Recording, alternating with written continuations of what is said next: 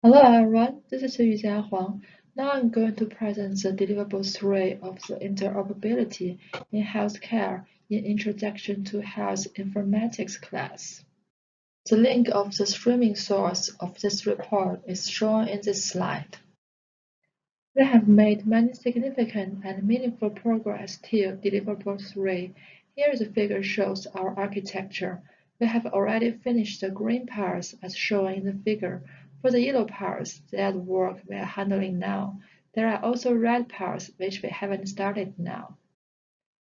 Committed to explore more diversity, two databases are implemented through MongoDB and MySQL in this project. MongoDB stores patient information and MySQL stores lab test information.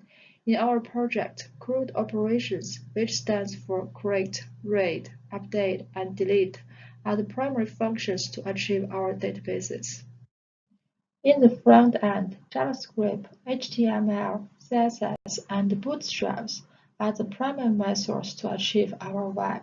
Another important tool is EJS, which stands for Embedded JavaScript Templating, helps us to produce the web pages. As you know, we implement the HR and lab systems through Node.js. Two important packages, Express.js and Mongoose, are used in Node.js. On one hand, Express.js helps the interaction between the web and the HR or the lab system similarity. On the other hand, Mongoose is used to transmit data between the patient information database and the EHR. We are still figuring out the method to implement interaction between the lab system and the lab test database.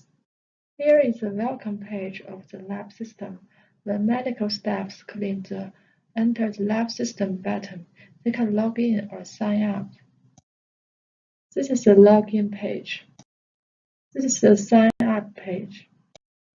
This is the registration successful page. As we are still figuring out the method to implement the interaction between the lab system and the lab test database, there is no reaction when you click the login button and sign up button. Here is the search lab results page. Medical staffs need to either provide the patient ID and the lab ID in order to get the specific results, or enter all in the patient ID and lab ID field to get the test result for all patients. This page shows the lab test results for all patients. Here is the lab test results page for a specific patient. Under situation when the medical staff enter the wrong patient ID or lab ID, the error information page will be shown. Here is the error information page when search for the non-existent patient. In addition, medical staff can also redirect it to search for lab order page and make a new lab order page, which will be implemented in the make order for patient work. There is one concern about generating test data. The red figure shows the example data in JSON format of a patient in file system. There are different attributes with different formats. Our concern is how detailed should we create our simple data. In other words, to what degree should we specify the number of attributes of our data in order to interact with the file system? To solve this problem, we need to do more research about the guideline of file data template.